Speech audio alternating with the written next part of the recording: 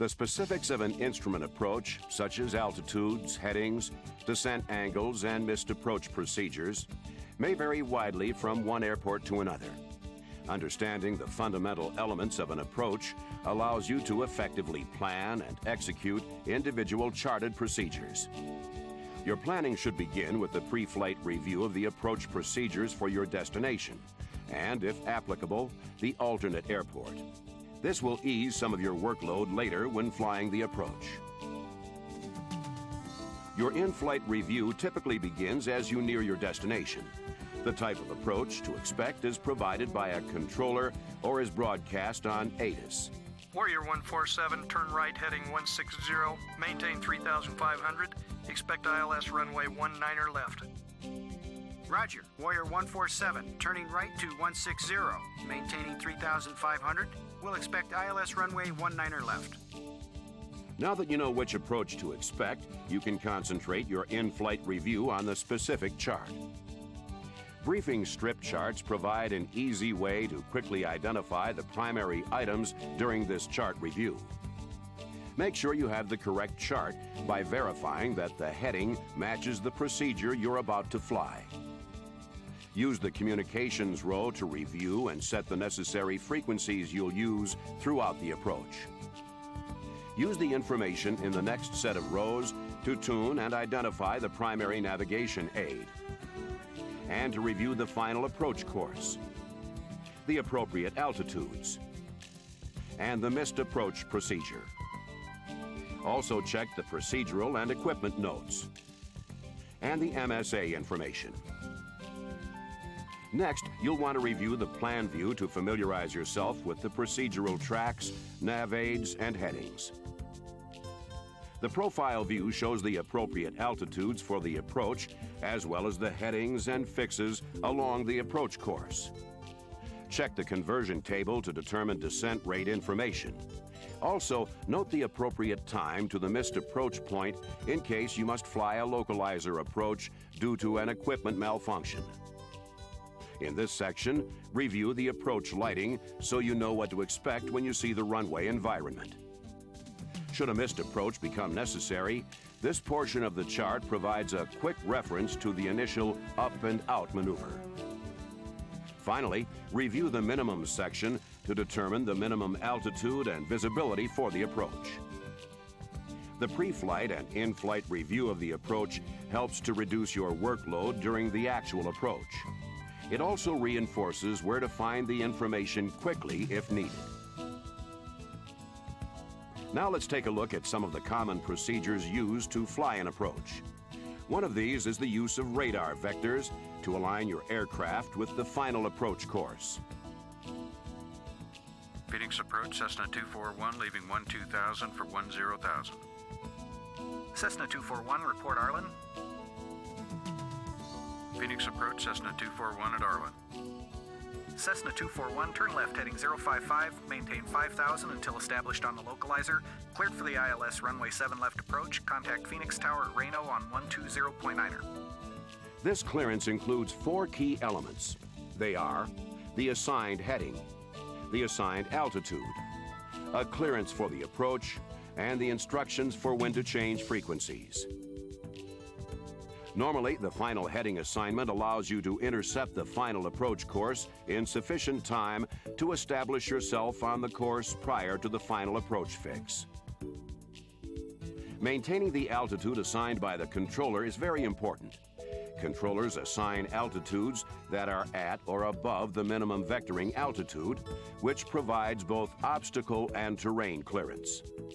Do not descend from this altitude until you are established on the final approach course. Your clearance for the approach means you are expected to intercept the final approach course and fly the approach as charted without a further clearance. However, at a tower-controlled airport, this is not a clearance to land from the approach. Now let's turn our attention to some of the unique aspects of non-radar approach procedures. Without radar assistance, you must follow the charted procedure to align the aircraft with the final approach course. In some cases, Your direction of arrival allows you to intercept the final approach course and proceed with a straight-in approach. When this occurs, the chart indicates no PT along the route. At other times, you must execute a procedure turn or course reversal to align your aircraft with the final approach course. The most common procedure turn depicted on approach charts is the one shown here. When this symbol is shown, the method you choose for the course reversal is optional. However, no matter what procedure you use, you must remain within the protected airspace allotted for the procedure and fly the reversal on the same side of the course as it is charted. The method of course reversal for some procedure turns is not optional. When a procedural track is charted, such as this teardrop or this holding pattern, you must fly the procedure exactly as shown. Another important aspect of an instrument approach procedure is whether you can make a straight-in landing or whether you must circle to land. If a circling maneuver is required to align the aircraft with the active runway, there are several issues you must keep in mind. First, you need to know which category you will use for the approach. Remember, if you use a higher than normal approach speed, you must use the minimums for the higher category. Using the appropriate category will ensure you remain within the protected obstacle clearance area defined by the FAA. For example, the protected area for a Category A aircraft is a 1.3 nautical mile arc measured from the end of each usable runway. It also includes the tangent areas. The area for Category B aircraft extends out to 1.5 nautical miles. The obstacle clearance area for Category C aircraft extends out to 1.7 nautical miles. And Category D arcs extend to 2.3 nautical miles from the end of each usable runway. The base of each area is the circling minimum descent altitude specified on the approach chart.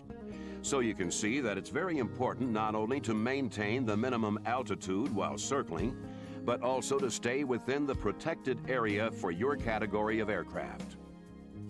Do not descend from the MDA until you have the runway environment in sight and your airplane is properly positioned to make a normal descent to the landing runway. Another unique feature of every instrument approach is the missed approach procedure. It is carefully designed to provide adequate obstacle clearance throughout the segment. Although limited visibility is the primary cause of most missed approaches, you can initiate the procedure for a number of reasons, such as not being properly aligned with the approach course, or receiving specific instructions from ATC. Cessna 241, execute missed approach. We have a disabled aircraft on the runway. Beginning a missed approach before you have arrived at the MAP requires special consideration. For example, let's assume you decide to execute the missed approach between the VOR and the 2.8 DME fix. The charted missed approach procedure calls for a straight-ahead climb to 2,100 feet, then a left turn direct to the Mount Vernon VOR, followed by a hold. However, the missed approach segment does not begin until the missed approach point.